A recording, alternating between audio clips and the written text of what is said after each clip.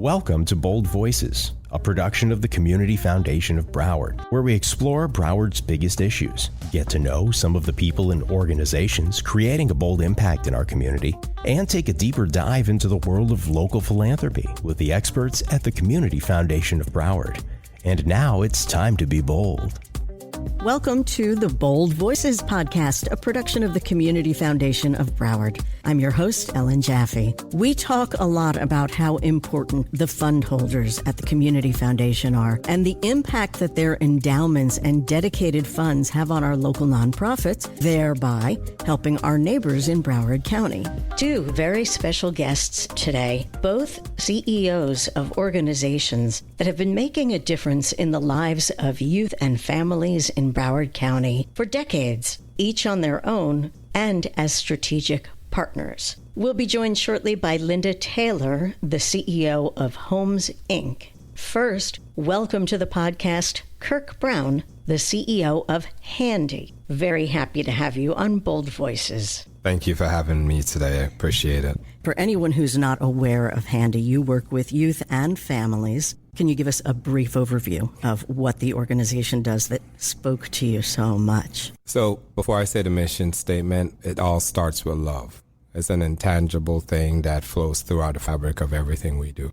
We create supportive communities for youth and families to achieve self-sufficiency. Self-sufficiency based on their terms. We do that under 5 pillars: workforce development, youth development, affordable housing, mental health services, and education transitions. Education transitions is we don't consider us assisting with a young person's educational journey if they're not transitioning upward. We hold ourselves very accountable for our young people being able to be educated well enough to enter a functional workforce. The second thing is showing our young people a trajectory based on the data we know from their communities. So for our young people, I use construction, for example. When you do the data report around where our young people live, the generations in their family, their perception of construction is just a laborer. But we have been able to show them everything from the solar fields to meeting the CEO of 9 different construction companies, the back staff, the architect. Every profession that goes into that industry, our young people get to see for a whole month in every year. So we expose our young people to 8 different industries every single year, and it's a deep tissue exposure. These industries come in and Shark Tank our kids. It's not the other way around, because our young people is an asset to their corporations, because at the end of the day, we told them our kids already come with grit. And so that has led to our young people entering an organization, and now they're in the executive levels of those organizations. So over the past 25 years of doing that, those companies and organizations have respected the product of what our young people bring to their workforce environment. The other part is partnering with our post-secondary partners and our school system to make education make sense to workforce, to our young people. It works together, like you say, with the companies and the youth. And so much of it is about showing them what the possibilities are and what they're capable of. What do you see when you have a young person who is being exposed to this? Do you see a light go off when they make that connection? So the ha-ha moment is a beautiful thing for us. We have 2 ha-ha moments that we call the Handy effect in our building. The first aha moment is our young people. So we have Best Buy Teen Tech Center where our young people explore industries from the viewpoint and the lens of tech.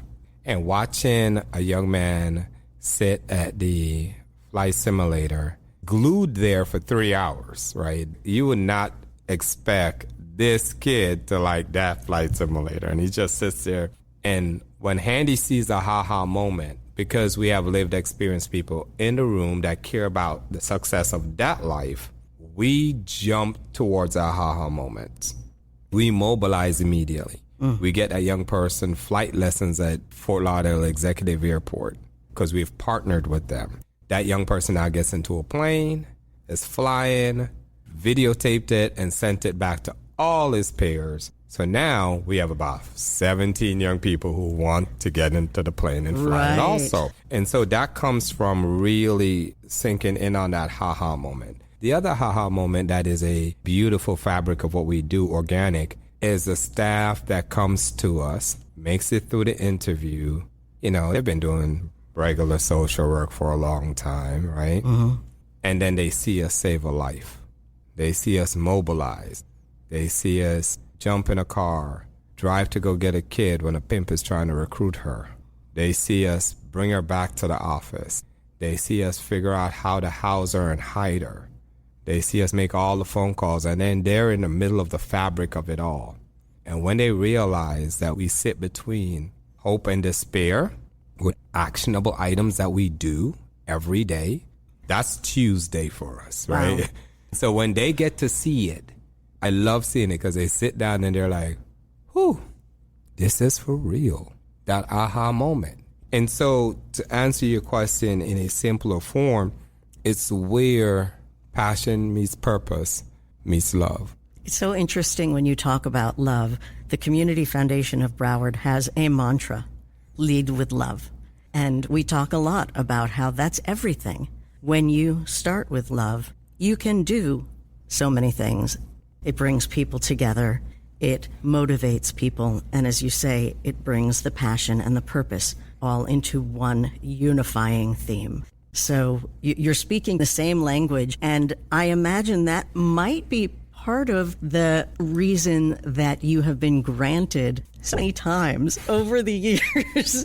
I was looking at the list of grants, and first I said, $130,000? That doesn't sound right. And then I realized I missed a comma. It's almost $1.5 million that has been granted for such a variety of things. Some of it is maybe for the clothing bank, and some of it is for a bus ride, and some is just for general operating.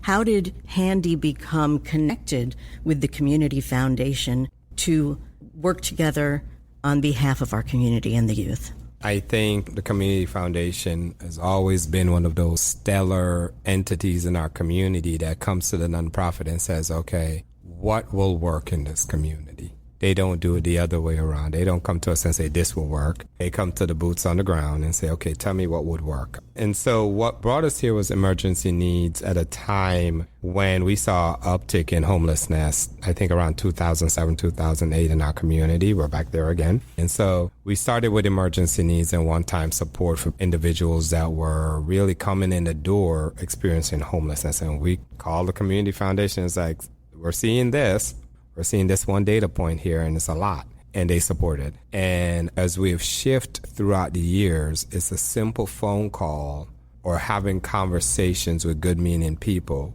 We were ramping up to really look at each of our industry exposure for our young people and we're saying, okay, how do we take a greater stake in the credentialing of these young people?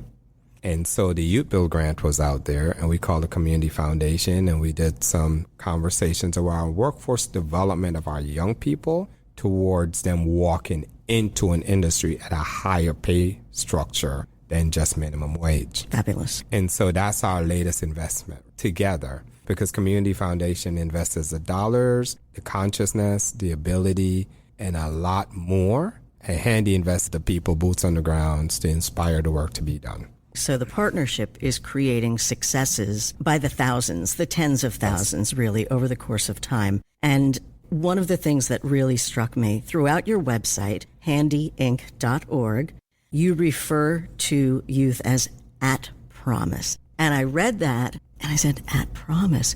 Everybody calls it at risk. Tell me the mindset that changed that verbiage and how that reflects on the people who come to you for support. Well, we sum it up in one statement that every child deserves to be somebody's favorite. So if we continue to look at our kids as risk factors, they will always act, behave, or be treated like risk factors. But if we look at them as lives with promise and abilities, then we will increase the capacity of our community as a community. And so, we had a conversation. The at-risk didn't work for us. It didn't work for who we saw. Our acronym used to mean helping abused, neglected, disadvantaged youth. And one of our kids said, I don't like that. So we're like, okay, what should it be? And then we sat down with our young people and our team, and now it's helping advance and nurture the development of youth. One of the things that I love about the Community Foundation of Broward is they have funds that can be directed So you've got a couple of people who started funds, community builders, Albert and Beatrice Miniacci and Bernadette Norris Weeks and Aaron Weeks, who specifically have Handy as who they want funding to go to. And then Broward Cares, which is a group of the Community Foundation, the Jewish Federation of Broward County, and United Way of Broward County, who also jump in there. And what a great cause they have and a great partnership you at Handy have with the Community Foundation. The people you just mentioned are amazing community builders in our community for decades. And they have lifted us up in chaos, and they have celebrated with us in trials, right? But they've also allowed us to fail, which I think is very important for people to understand. As a nonprofit CEO, nonprofits don't have a research and development department, right? Where we just say, okay, let's try this to see if it works, right? And a lot of our partners will tell you innovation sits on our lips every day at Handy because we want the cutting edge because we're serving young people who's living forward. And so I want to thank all of our funders out there that have allowed us to fail and allowed us to try new things. I mean, we took a nonprofit and dropped Tech Center in the middle of it, right? Thank you, Best Buy and Community Foundation. Right? Exactly. Right. And so, there's more to come in regards to the innovation phase. So, we have kids doing job interviews on Oculuses, so it's that ability to try something out, but to have people like the Miniachis, to have people like the Weeks right there with us, just supporting us along the way. And if we try something and it doesn't work, they're not going to turn their back on us, right? Because they know it's in true intent of making our community better. You are making massive positive change, and I thank you for that. And it's very obvious why you are beloved by the Community Foundation of Broward, by the funders who direct money and grants your way, and by the people who have lived your program. Is there anything else you want our listeners to know about Handy, the youth, Broward County, anything? So Broward County in my head is collaboration county. No one of us do this alone. So we collaborate a lot together with each other. We hold each other to a very high standard of accomplishment. For your funders, there's a kid waiting. There's just a kid waiting. Let that sit in your spirit. Let that sit in your soul. I had a young lady in my office that found out that she was unwanted at 18. That happens every senior year in our program. Our kids turn 18, and people let them know you got to get out because you're 18. But you have a transitional housing program. Yes, we do. That's why we have it. Right. Right?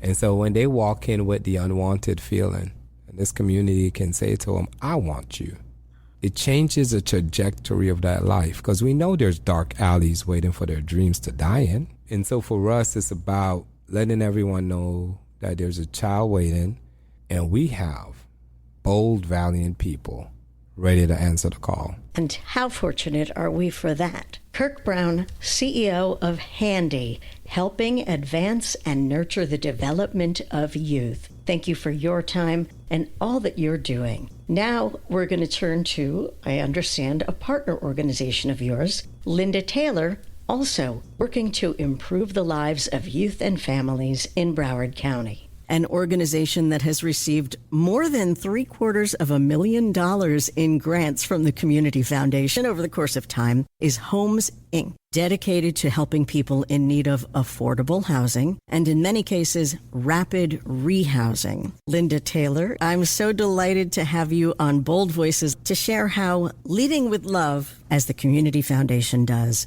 can change people's lives forever. Thank you for being here. Thank you so much for having me. I'm thrilled to be here. Well, Kirk from Handy gave us a hint of how you work together to enhance each other's programs. Is it correct that you are called strategic partners? We absolutely are. Before we go into more detail about that, let's talk about Homes, Inc., what you do, and then we can find the correlation between Homes and Handy and how you work together. Okay, wonderful. So we are an affordable housing entity. We have a 2-acre campus just north of Sunrise Boulevard, about 5 minutes from downtown Fort Lauderdale. Mm-hmm. And on that campus, we have about 30 young people who've aged out of foster, relative care and who are also classified as community kids. Okay. Those young people rent 1 and 2 bedroom apartments from us, and they pay rents at $300 each if they share a 2 bedroom apartment, and $400 per month if they have a 1 bedroom apartment. Now, don't you want to know if that is really in Broward County? I want to know how it's being subsidized, because I see what's being built in Broward County. I call affordable housing the oxymoron of the last few years. And it is. When I see new townhomes starting at just $500,000, I'm like, who can afford that? Even working people who have been self-sufficient forever are finding it difficult to make ends meet.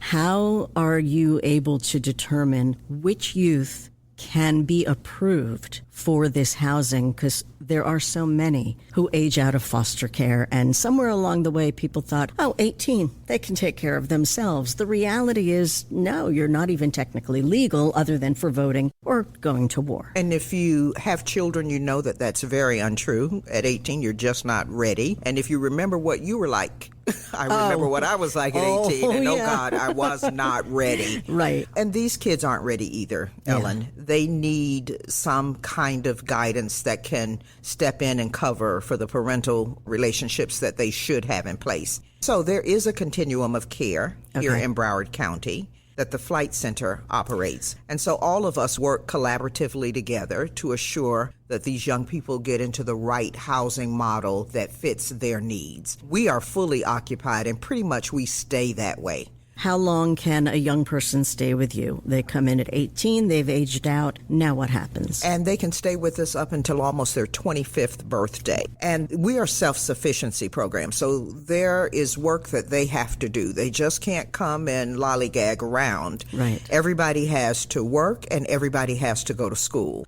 Our goal is that when you leave us, that you're in much better shape than when you were when you came. And so young people have to save 20 to 30% of their income. And I have kids with thousands of dollars saved, and we're really proud of that. And I bet that's something they never thought would be in their future. That they could do. Right. We have paid internships, which are funded by the Children's Services Council of Broward County. Of course. And these young people have no skills when they come to us, and we identify partners who will work with our job coach, business partners. Sometimes they are other nonprofits, sometimes government, and sometimes local small businesses that will employ these young people and give them on-the-job training experience. That is really important, and it's important that we have the job coach who not only works with a young person, but also works with the employer. Now I'm seeing the correlations between Homes and Handy, where they also have the job coaches and the business partners and work with the young people. And same as you, not only through their childhood, but into self-sufficient housing, into college or vocational school, right through to being hired and excelling. That's right. What our goal is with our housing managers, the life coaches that work with the young people, each young person who comes in is assigned a life coach from another agency. And that life coach's job is to kind of act like a surrogate parent. So they are helping them get registered for their health insurance. If they're having trouble with school in some area, they're helping them work through that. They coach them through how to just get through life's entanglements, things that just pop up every day. And so we teach financial literacy. We have a mandatory monthly meeting, and I am so proud of the young people who live on our campus. On Tuesday night, we had our monthly meeting, 21 young people in the Transitional Independent Living Program, and they are required to attend this meeting, and all 21 were present. Most recently, we participated in Clean Up Fort Lauderdale, and 21 young people showed up to clean up Northeast 13th Street with our local business owners and some of the folk from the homeowner associations. So, those kinds of activities help them understand what community is and what their role is. And so often they are used to receiving the handout, but it's also our responsibility to teach them how to participate in activities and be a part of the fabric of the communities in which they live. Right, and how to give back. And then, as Kirk from Handy mentioned, so many of them come home, he calls it. They come back. and then they want to volunteer or they want to work at the organization. And you must have the same thing. We do. And that is such a good feeling when they come in and they're like in that mode where they want to give back and life is working for them. It's really, really exciting when they want to share with the young people who are currently in the program, I did this and you can do it too. It literally is life-saving and life-changing. I call it hard work, Right. H-A-R-D, and heart. Love that. Yes. Because you've got to have the compassion and the empathy that you Right. need to work with these young people. As Kirk said, the empathy that he talks about at Handy, it's the same thing where the young people need to learn the empathy that the people who Is extended are to them. Exactly. That's right. Exactly. How did you come to this strategic partnership with Homes and Handy, and how do you partner with each other? A few years ago, my board and I were in discussion about my retirement plans. And as I get up there in age, I started to think about what we wanted to see for Homes, Inc. And we looked around at, whether we put out a national call when that time came, or if we possibly could partner with another nonprofit. When we started the program for the young people, Cindy Ehrenberg from the Children's Services Council introduced us to Handy. Okay. She said, if you're going to be in this business, you need to know Kirk and Christine over at Handy. And so she introduced us to them, and we've been fast partners ever since. So it was just a natural progression for me to think of Handy as our collaborative partner. Okay. They moved into the neighborhood where we are. In the early days, we used to get calls at like 2 o'clock in the morning, sometimes from a young person who was in crisis. And I never had to worry about showing up by myself. If I called the folk over at Handy, they met me there, no matter the hour. No matter what the situation was the young people were going through, they stood by because we do the bricks and mortar. But I don't have the social workers, I don't have the mental health staff to help facilitate some of the issues that the young people need help with. And Handy was just present, and they would make sure that they came and did their part. And so I mentioned to the board that it might be a good idea to explore that whole territory of possibly working with Handy as a strategic partner because they had the people and we had the bricks and mortar. Right. And it really does work well. We'll get a call from Kirk saying, hey, just recently I got a call from Kirk saying, I got a kid who needs to come home for the holidays. The campus is closing, but he doesn't have a home to go to. And I said, okay, I've got a vacant unit. Yeah. Let's get a bed and some groceries in there and he can come here. And Kirk says, when can I get the key? And I said, today at 3 o'clock. Wow. So we cut through the red tape. We cut through the bureaucracy. Kathy Barry, our founder, often would say, you can't put people on the shelf while you wait for the slow wheels of bureaucracy to turn. And so I try to operate keeping that in mind. I mentioned to Kirk about Handy and a number of the grants that they had received from the Community Foundation and some of them from fund holders or community builders who have dedicated funds. And you also, in fact, I got to congratulate you as a recipient of a Spread the Love grant from the Community Foundation, which I love that for their 40th anniversary, they gave away $400,000 in grants. Amazing. And you were one of them. We Yes. were so excited to be a recipient of the 40 for 40 Spread the Love grant. We chose 40 families who had recently been housed, who were formerly homeless, and we provided them with $250 gift cards where they could go to Walmart and buy whatever they needed for their new apartments.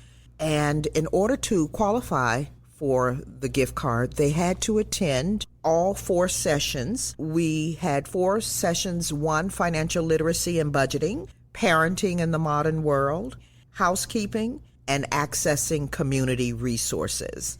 The families learned so much. They were able to interact with each other, share ideas and tips and things that they had learned. And it was such an unexpected gift as far as they were concerned. They were just like, what did I do to deserve this? Where did it come from? And we said the wonderful folk over at the Community Foundation of Broward, they're celebrating their 40th anniversary and they wanted to share it with you. I'm so glad you told me that, because I knew what they were doing, and I thought, wow, 40 nonprofits are going to get thousands of dollars. I did not go that next step to what are the 40 nonprofits going to do with that money? And now you're talking about these extra, it's dominoes. Yes. It's exponential. And it doesn't get much better than that. That's real passing it on, isn't it? Oh, is it ever? Yes. Pay it forward. Yes. Pay it sideways. Share. Be a community. Love your neighbors. Or, as we say here, spread the love. With the Community Foundation, when you have a particular need that's urgent, not just an annual distribution or, okay, every year we reapply, but something that comes up last minute that's really kind of an emergency. I've gotten calls from the Community Foundation and some of your fund holders saying that they've got a person, whether it's somebody that works for them or a teacher or the pool guy or housekeeper or just somebody that they met on the street. And this person is homeless or about to be homeless, and Linda, can you help them? So my thing is, give me the person's phone number, let me talk with them, because I've got to find out where they are and what their standing is and what they can afford and what they need to move forward. I get calls from Amanda sometimes where she's found someone or someone has called her with somebody that needs housing. The monies that we receive that are donations from fund holders at the Community Foundation, especially when they're unrestricted dollars, that allows me to answer that call and say, I can put this person up in a hotel for a week or two while we try to figure out a more permanent placement for them. Right. While we get them into whether it's task force or into the homeless continuum of care and get a more permanent place like a voucher or something, or at least get them in the running for that. But we can't do the temporary housing piece with the restricted dollars that we get for housing from our governmental partners. We are solely dependent upon independent donations from foundations and individuals and corporations to make that gap in funding, to make certain that folk have a temporary place to go. Okay, so on your website, homesfl.org, there's a place where people can click on donate. There is, yes. And on the Community Foundation website, cfbroward.org, people can learn all about being a fund holder, having a choice about where you would like your donations to go of the 1,000 or so nonprofits that they work with in Broward County. But obviously, there are some very special ones that get rewards for doing such good work as you did as a 40th anniversary recipient of the Spread the Love grants. So congratulations again on closing out 2024 with that recognition. And I bow to you for your commitment to the mission by paying it forward to 40 of your service recipients to recognize and reward the accomplishments that they've made and how they've incorporated what you've taught them into becoming independent and self-sufficient, something that might never have happened if it weren't for the efforts of both the folks at Handy and you at Homes, Inc. Wonderful work. And that is a never-ending gift. Thank you for being such a good steward of our community. I will tell you, Ellen, last year we celebrated the Community Foundation of Broward at our annual dinner and provided you with our award. Everybody from the Graytons to the Smiths and the Bryants have all poured love, and many, many others have poured love and support into the work that we do. And we absolutely could not do this work without those levels of support. So I just operate in gratitude and I say thank you. Thank you for having me here today. Thank you for recognizing Homes, Inc. as a part of the solution to the problems around homelessness in Broward County. And thank you for the opportunity for us to do our part. It is absolutely a delight. I can't thank you enough for your time, and thank you. cfbroward.org if you would like to be a fund holder and direct your money toward Homes, Inc. and or Handy or whatever. You know, there are so many issues and you can choose what matters to you, but obviously we know that housing, employment, helping youth, all of these things are critical areas for South Florida, along with arts, education, animal welfare, the environment. We can go on and on, but by your helping people to become functioning members of society, they can then go on and help in all these other areas too. So thank you, HomesFL.org, Linda Taylor, CEO. Thank you for listening to Bold Voices. We hope you've enjoyed this episode and hope you'll be inspired to join us in creating a better Broward for all. If you'd like more information, visit us online at cfbroward.org, and remember to always be bold.